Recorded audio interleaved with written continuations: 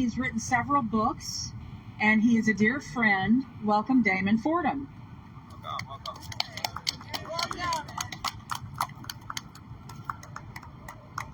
I'm going to begin this by showing to you that what happened in our capital a few years ago didn't just come out of nowhere, and it was not part of just something out of a vacuum. I want you to listen to these words, ladies and gentlemen, this evening. All senators were armed in the present state of unrest and disorder, some quite blatantly, to have some means of defending themselves against sudden attacks from their opponents. The wounded soldiers were unable to hit back because of the surprise nature of the blows and fell in front of the base of the statue.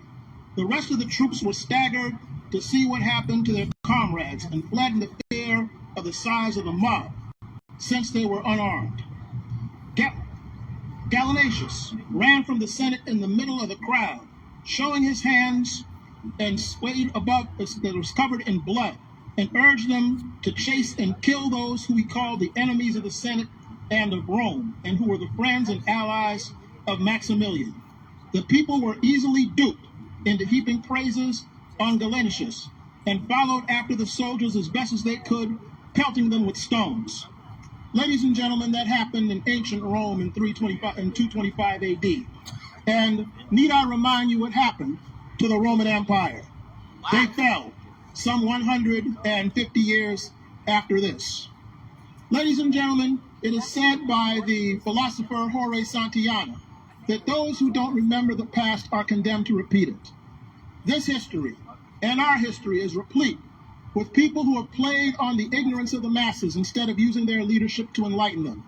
It is filled with individuals who knew when the crowd was wrong, but chose to exploit that wrong in order to stay in power.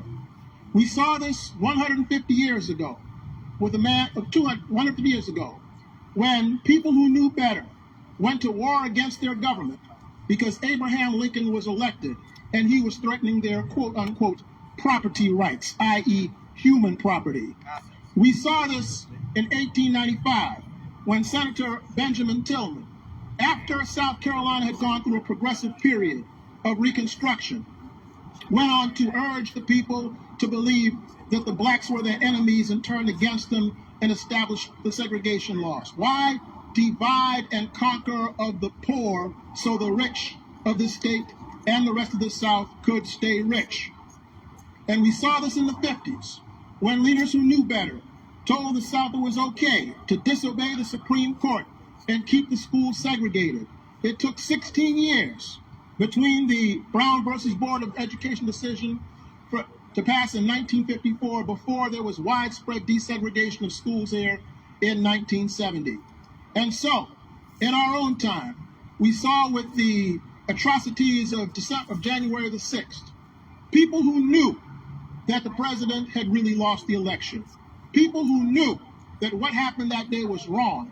Because they wanted to stay in power, they lied on the emotions of the people in order for themselves to stay in power while the public stayed divided and confused. Ladies and gentlemen, we saw what happened with the fall of ancient Rome and almost every great empire before and since that. Do we want to see this happen here?